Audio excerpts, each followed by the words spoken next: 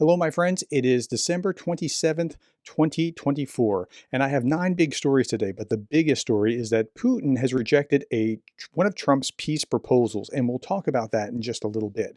We're going to start with this. Ukraine sent 500 tons of wheat flour to Syria following the collapse of Bashar al-Assad's regime. The aid is being delivered as part of the Grain from Ukraine humanitarian initiative. The U.S. ambassador is talking about, look, even while they're under daily attack from Russia, they're still delivering this humanitarian grain, 500 tons of wheat flour to 30,000 Syrian families. And that's a great geopolitical move. Big story number 2, the consequences of U.S. sanctions on Ivanishvili under Executive Order 14,024. It's not the Magnitsky Act. It's something else. It's under an executive order. Will be devastating. When implemented, these sanctions will have far-reaching implications for both him and for all of Georgia, because his cronies are going to be affected by this as well when his assets get tied up. Okay. Zelensky was talking about this as well, because what happens in Georgia matters to Ukraine if Russia is part of the equation, just like what happens in Syria, it also matters to Ukraine because Russia is again part of the equation. I'm grateful to the United States for a strong step in support of the Georgian people and our entire region, the sanctions against Ivanishvili. Ivanishvili is the de facto ruler in Tbilisi today. He's not the president or prime minister. He is the kind of the guy pulling the strings behind the curtain. And today is doing everything to hand over Georgia to Putin's control. The loss of any country in our region, the destruction of democracy for one nation, and the spread of criminal Russian influence pose a threat to the entire region and all its peoples. Ukraine has already implemented a full set of sanctions against Ivanishvili and key figures in his mafia group. Okay, that's big story number 2. Big story number 3. So this plane that went down, it went down over Chechnya. Now there was an unfortunate timing of a drone attack, a Ukrainian drone attack on Chechnya, and Chechens did not have real air defense before this point. And so when this plane came over after the drone attack, they shot down this plane, and they're not taking credit for it either. Well, Russia's not officially. Ukraine spy master Budanov confirms that Russia shot down that passenger plane. Azerbaijan Airlines flight JS 8432 was struck by surface-to-air missile. It crashed in Kazakhstan's Aktu after being denied emergency landing at Russian airports on 25 December. So it was Christmas Day. They shot down a passenger jet. They would not let them land in Russia. And they were saying it was like, well, there's dense fog here. And they said other excuses as well. It was just birds and all kinds of other things. So there's a memorial for the crew of the flight. A day of mourning has been called. And Zelensky expressed condolences to Azerbaijan over the plane crash in Kazakhstan.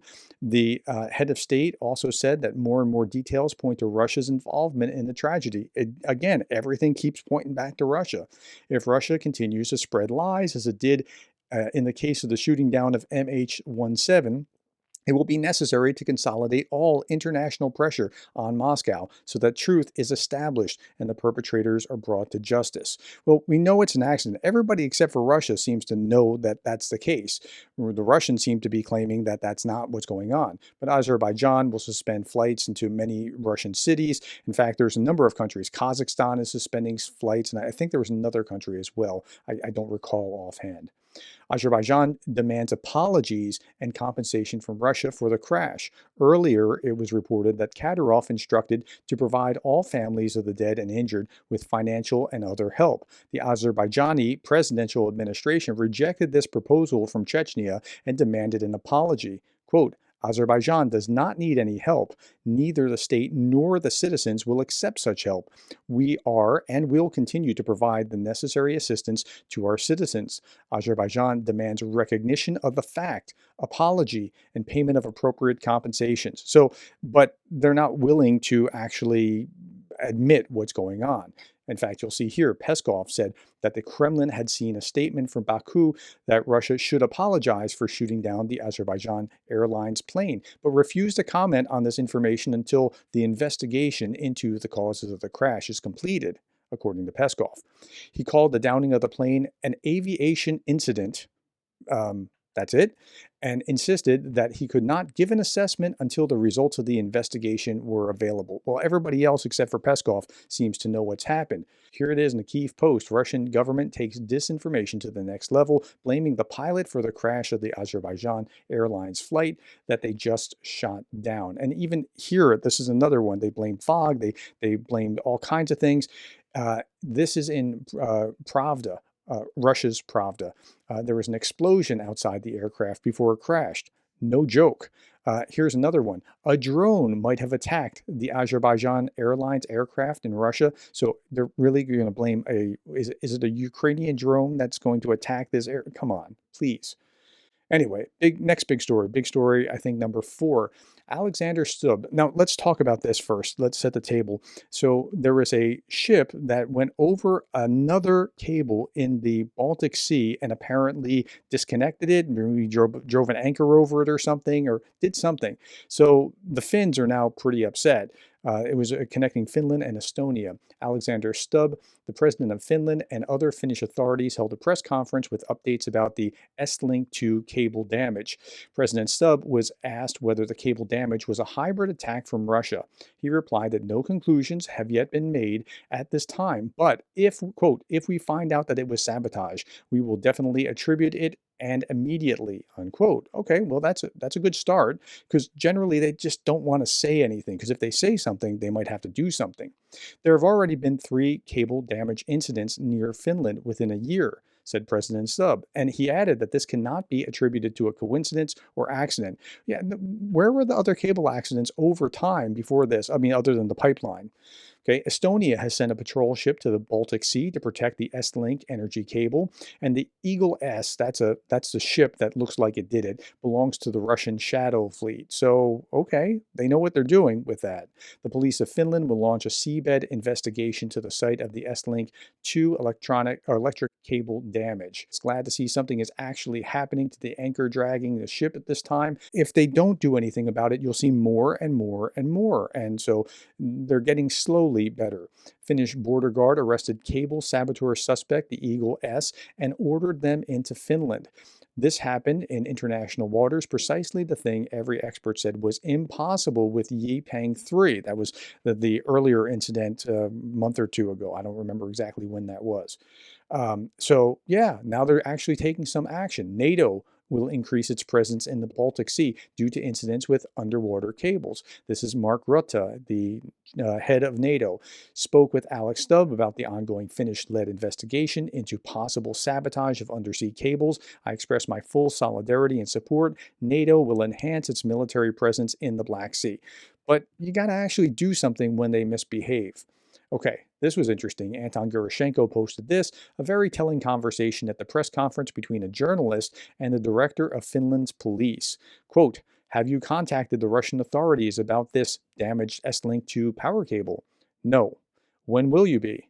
We will not. Okay, how about that?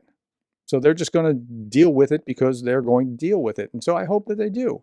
Look at this. This is Robin Brooks. He puts a lot out about the economics of the war. And so I don't know how easy this is to see. So the Baltic, top right, is the biggest exit point for seaborne oil from Russia.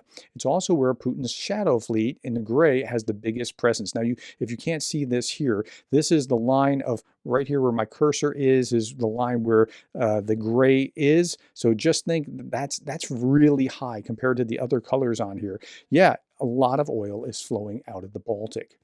Okay, Anton Gurashenko again, Eagle S, the Russia-linked tanker suspected of damaging an underwater electricity cable on Christmas Day, was full of devices that were used to monitor naval activity. What? So they're also spying at the same time. They're getting oil out, they're also damaging cables, and they're spying on NATO ships. Another related tanker from the same ownership cluster, the UK-sanctioned Swift Sea Rider, also had similar equipment installed. Okay, so it had spying equipment on it. And then there's another article here. High-tech Russian signals intelligence equipment was reportedly carried by the tanker Eagle S, currently in custody after reportedly cutting the S-Link 2 cable in the Baltic per Lloyd's list. They were monitoring all NATO naval ships and aircraft. Wow, how about that?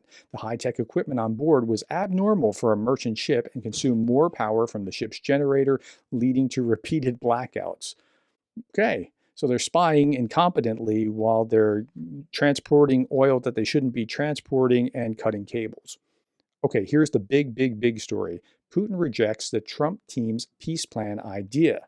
Huh? What are we talking about? Well, Russian President Vladimir Putin has explicitly rejected a proposed peace plan reportedly considered by US President elect Donald Trump's team to end the war in Ukraine. This is according to the Institute for the Study of War, and I went to the actual ISW article. There wasn't a whole lot more to it than what you're seeing here. Now, what was the plan? It was to delay membership in NATO for at least a decade, maybe 2 decades, as part of the dealing, and he ruled it out of hand. Now, we know that this happened in November of 2024, and we know that we're trying to piece things together because they're not directly talking, but they're kind of talking at each other in the public, and we're trying to piece the puzzle together. The rhetoric from the Kremlin has not been like, yay, Donald Trump is here. It's been kind of antagonistic. And I don't know when this happened in November, but it seems that that antagonism has been going on for at least a month, maybe longer, and maybe that had something to do with it. So we don't know what's going to happen with Putin and Trump. But I don't think it's going to be all rainbows and unicorns. I think there's an antagonistic relationship growing between Putin and Trump, and at least for Ukraine, that's probably a good thing. Russian Foreign Minister Sergei Lavrov was repeating Putin's false claims the other day. Putin said essentially this the other day, that the current Ukrainian government is illegitimate and cannot be a legitimate negotiating partner for Russia. Now, they can read the Constitution as well as I did and see for themselves that this is a misinterpretation of the Constitution, but they're holding on to that because they don't want to sue for peace, at least not now. Medvedev is making another disgusting statement. Europe must be punished by all means available to us, political, economic, and all kinds of hybrid means. Now, this includes crowds of migrants. So they are weaponizing migrants into Europe as a means of warfare against them. Here it is again. US aligned Europe must be punished, says Medvedev. And here, this is the Hill magazine talking about how Vladimir Putin is weaponizing illegal migration to destabilize Europe.